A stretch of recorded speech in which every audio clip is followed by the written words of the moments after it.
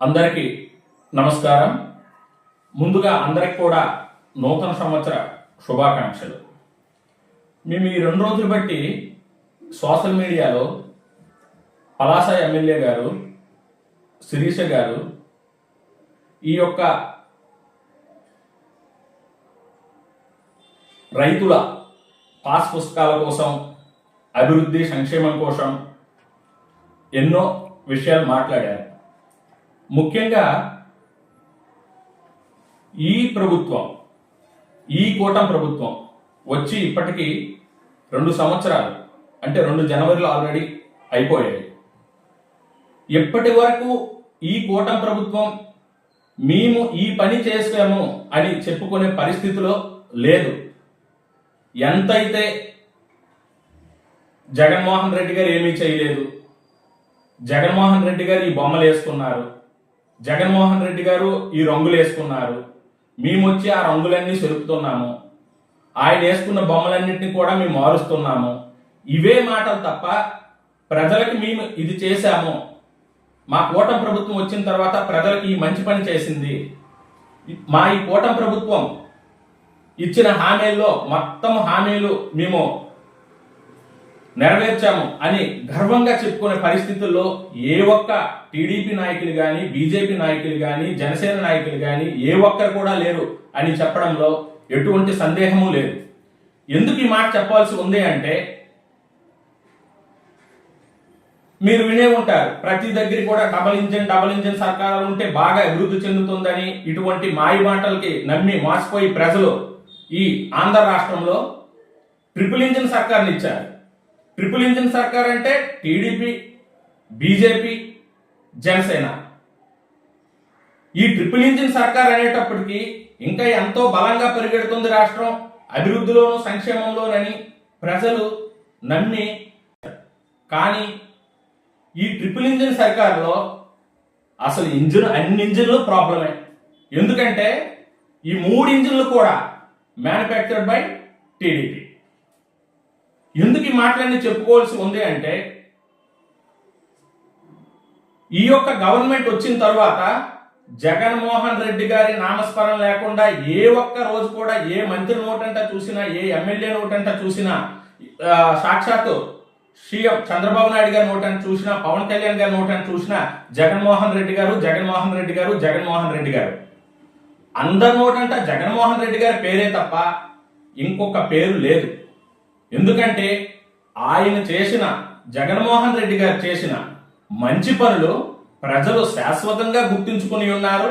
అదేవిధంగా ఏదైతే అధికార పార్టీ ఉందో అధికార పార్టీ నాయకులు కూడా అవి మరిచిపోలేక రాజకీయ ముసుగులో ఇటువంటి ప్రాలాపనలు పేలుతూ జగన్మోహన్ రెడ్డి గారిని కించుపరుస్తూ ఎన్నో రకాల అవాకులు చవాకులు పేలుతున్నారు. మనం ప్రజాస్వామ్య దేశంలో ఉన్నాము.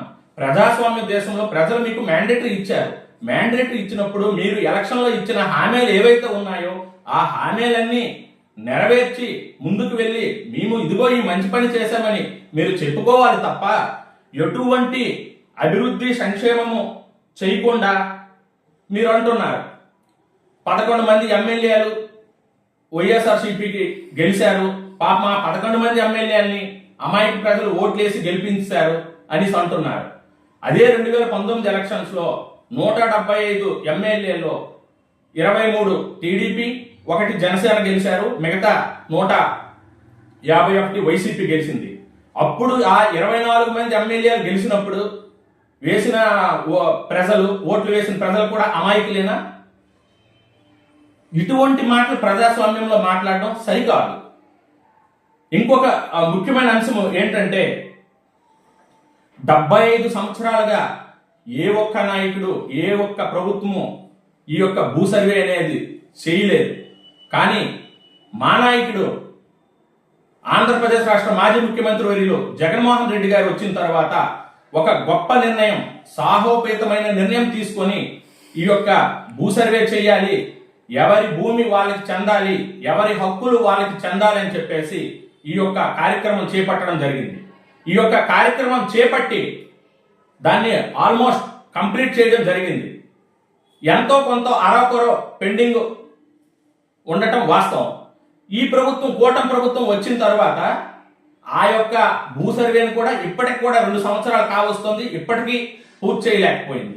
ఏమంటే వాళ్ళు రంగులు వేసుకున్నారు, ఆ బుక్కుల మీద ఫోటోలు పెట్టుకున్నారు. మాకు ఈ 2 సంవత్సరాలు బట్టి ఆ రంగులు ఆ బుక్కుల మీద ఉన్న ఫోటోలు జరపడానికే మాకు టైం సరిపోతుందని చెప్తున్నారు తప్ప మీరు ప్రజలకు చేసింది ఏంటి? లేదంటే ఈ పలాస ప్రజలకు మీరు చేసింది ఏంటి? మా నాయకుడు అప్పలరాజు గారు kidney research centre and hospital తీసుకొచ్చారు, డిగ్రీ కాలేజీని తీసుకొచ్చారు, ప్రతి మారుమూల గ్రామానికి కూడా రోడ్లు వేయించారు. అన్నిటికంటే ముఖ్యమైనది 700 కోట్ల రూపాయలతో తాగునీటి, ప్రతి ఇంటికి తాగునీరు. ఈ పలాస మండలం, పలాస నియోజకవర్గమే కాకుండా పక్క నియోజకవర్గాలు కూడా ఎక్కడో హిరమండలంలో వంశధార నీరుని తీసుకొచ్చి ప్రతి ఒక్కరికి ఇంటింటికి కుళాయి ఇచ్చిన ఘనత జగన్మోహన్ రెడ్డి గారిది, అదేవిధంగా డాక్టర్ శ్రీధరి అప్పలరాజు గారిది. మనము ప్రజలకు చేసే మంచి పని అనేది మన కళ్ళల్లో కనిపిస్తూ ఉంది. ఎవరో ఏదో మీరు అది చేశారు ఇది చేశారు రాజకీయంలో ఉన్నాం కదా అని చెప్పేసి ఏదో ఒకటి మాట్లాడుతూ ఉంటే ప్రజలు అన్ని గమనిస్తుంటారు. ఎవరు మంచి చేశారు, ఎవరు చెడు చేశారు, ఎవరు హయాంలో బాగుంది. ఇప్పటికీ ఆల్రెడీ గ్రామాల్లోనూ పట్టణాల్లోనూ ప్రజలు గొగ్గోలు పెడుతున్నారు. మాయ మాటలకు నమ్మి ఆకర్షితులమయ్యి ఓట్లు వేస్తాము, ఎప్పటికి ప్రభుత్వం పోతుందా, ఎప్పటికి మాకు ఈ గోల తప్పుతుందా, ఎప్పటికి మేము ఈ యొక్క బందీల నుండి బయటకు వస్తాము, మాకు ఎటువంటి అభివృద్ధి జరగడం లేదు, సంక్షేమము జరగడం లేదు, నిరుద్యోగ వృద్ధి లేదు, ఒక అమ్మఒడి లేదు, ఒక ఉద్యోగ కల్పన లేదు, చెప్పిన దాంట్లో ఏ ఒక్క ఇది కూడా నెరవేర్చలేదు. మీ ఏంటి మా ఈ పరిస్థితి అనేసి ప్రజలందరూ కూడా గొగ్గోలు పెడుతున్న సమయం ఇది. ఆల్రెడీ 2 సంవత్సరాలు కాబోయింది, మరొక సంవత్సరం 2 సంవత్సరాలు ప్రభుత్వం ఉంటుంది. మీరు మ్యాండేటరీ మీకు ప్రజలు ఇచ్చారు, మీరు మంచి చేసి మళ్ళీ ఎలక్షన్కి వెళ్ళేటప్పుడు ఇదిగో మేము మంచి చేసాము అని చెప్పేసి చెప్పుకొని ఎలక్షన్కి మీరు వెళ్ళండి. మేము 2019 నుండి 2024లో మా వైసీపీ గవర్నమెంట్ ఏం చేసిందో మళ్ళీ మేము అది చెప్పుకొని ప్రజల్లోకి వెళ్తాం. ప్రజలు ఏ నిర్ణయం ఇస్తే ఆ నిర్ణయానికి కట్టుబడి ప్రజాస్వామ్య దేశంలో మనం ముందుకు వెళ్ళాలి తప్ప ఈ 2 సంవత్సరాల్లోనే అంతా మేము జగన్మోహన్ రెడ్డి చేసిన తప్పులు మేము కప్పేస్తున్నాము, మేమన్ని ఒప్పులు చేస్తున్నామని గాలి మాటలు చెప్పడం వల్ల ప్రజలు ఎవరు కూడా విశ్వసించరు. అందరికంటే తెలివైన వాళ్ళు ప్రజలు మంచి చెడులను అన్ని కూడా గమనిస్తున్నారు. రాబోయే కాలంలో ఈ యొక్క కూటమి ప్రభుత్వానికి ప్రజలే బుద్ధి చెప్తారని ఈ యొక్క పలాస నియోజకవర్గ ప్రజలతో పాటు అందరికీ తెలియజేస్తూ సెలవు తీసుకుంటున్నాను. ధన్యవాదాలు.